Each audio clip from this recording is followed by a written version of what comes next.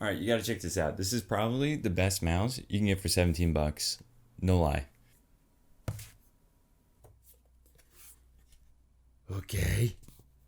What's so special about it? Well, It has RGBs. no. That's not the point. Yes, it is. Nothing, and I mean nothing, is complete without RGBs. No. It's so much more than that. It has a Pixar 3325 sensor, included software, great ergonomics and build quality. Yeah, I don't understand what any of that means, but it has RGB, and I recommend it.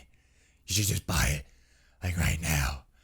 And don't forget to use my Amazon affiliate link. Oh, shut up, you sellout. How dare you? You have to review the product before you actually give a valid recommendation. I fight crime every day. Like, isn't that enough? That's not the point. Look, it has RGBs, and I'm sold. And so should you. You're simple. No, I'm Batman. Really? RGB, Master Race.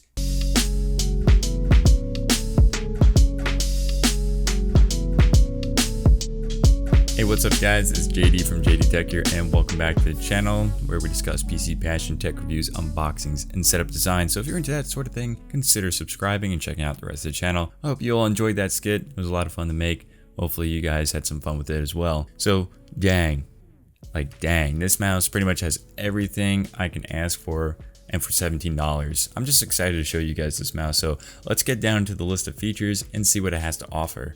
So this mouse has a 7-button design, which is left, right, scroll, forward, back, DPI, and a color button. It weighs 4.5 ounces, which is 127.5 grams, which some may consider 100 grams and under good for gaming, although 127.5 for this mouse is well balanced and it moves evenly and smoothly on the mouse pad. It has a Pixar 3325 infrared optical sensor, 20G of acceleration, full RGB lighting, 100 IPS inches per second tracking speed, which is plenty in my opinion, a braided cable with a key life of 10 million clicks for the left and right mouse button, although the switches are undefined, and free software which controls lighting, DPI, and macros. This mouse has a lot of features for it, and all for just $17. So let's get down to the build quality, which is something that cheaper mice sometimes suffer from.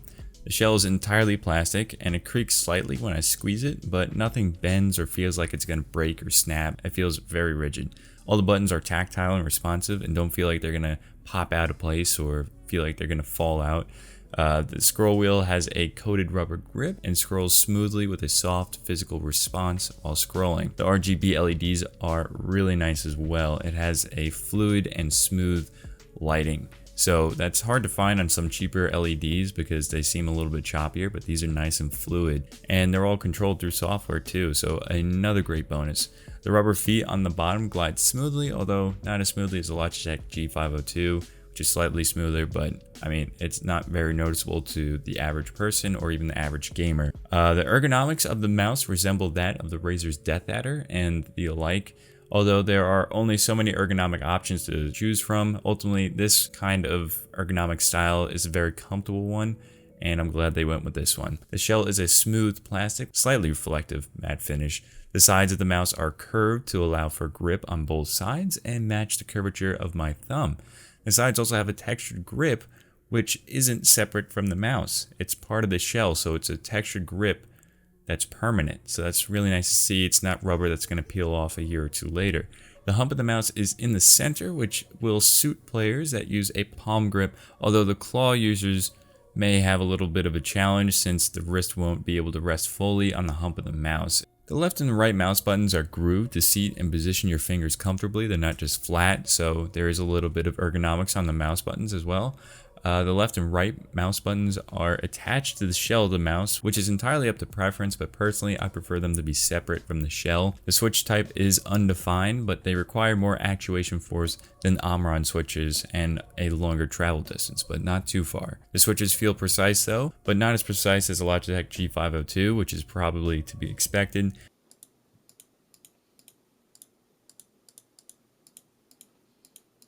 And the response time was pretty good with an average response time of 194 milliseconds. And the G502 has an average of 191 milliseconds. Keep in mind, this is my reaction time, and there are people with 100 millisecond reaction times, but the point to be made here is that they were consistent and relatively close to each other. The cable on the F300 is pretty stiff and moves the entire mouse when the cable is moved. I would like to see a cable with better flexibility, but it really doesn't interfere with gaming.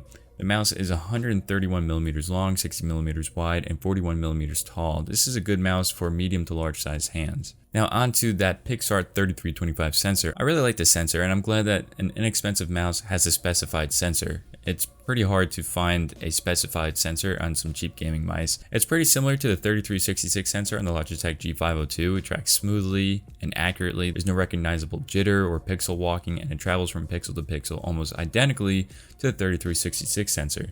The liftoff distance on the F300 is about 6 millimeters, whereas the G502 is about 1 millimeter of liftoff distance. 6 millimeters is still a minute distance and doesn't detract from the gaming experience. There's no acceleration issues either. Playing Titanfall 2, jarring and quick movements are accurate, and there is no additional movement, so that's really nice to see. The Pixart 3325 sensor is a solid sensor, in my opinion, in almost all aspects, and make it a great feature to this F300 mouse. The mouse overall looks great on paper and can be used as a plug and play, but it goes even a step further and has free included software, which is downloaded off their site. The software is very user friendly, which is actually kind of surprising, and has an intuitive design. At the top of the window, you can select all the different functionalities of the mouse. Not to mention, there's 5 profiles to save your settings to. You can assign different functions to each individual button, change the LED settings, and customize the 4 different effects. Assign macro commands in the macro manager, change the 5 different DPI settings with a maximum of 5,000, and you can change the double click speed, pointer speed, polling rate, and scroll wheel speed. You have all the basic functionality and customization and then some, which is really surprising for a $17 mouse. Not to mention, it's very simple and easy to use. I think that covers everything this mouse has to offer. Originally, I was just going to post this review up onto my website, but I found this mouse to be an incredible value and unique, so a dedicated video was much needed. The F300 looks great. The RGB is subtle without being too little to not offer enough. There's no super gamery aesthetics, which is a blessing. And the sensor is really good for this price bracket and almost similar to that of the Logitech G502. I like the ergonomics as they are comfortable and functional. I would like the hump of the mouse to be a little bit further to the rear of the mouse to allow for a better position for a claw grip, but it still works for a claw grip regardless. The buttons are tactile and the switches are responsive, although I would prefer them to be separated from the shell out of preference. The build quality is rigid and functional. The RGB LEDs are smooth and look great. And lastly, it has free software that is user-friendly and offers a good amount of customization for an inexpensive mouse. The only slight negative is that there's no adjustable weights and the cable is a bit stiff, but it doesn't interfere with movement for productivity and gaming use. The only things I would change are just mere preference. This makes the mouse almost near perfect for this price point for many different people. At $17, it's hard to find this level of thought and quality into a gaming mouse.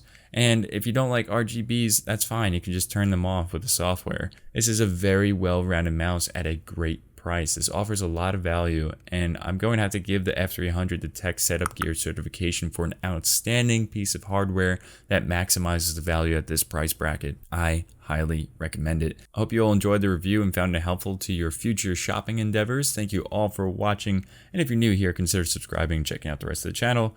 I'll catch you in the next one.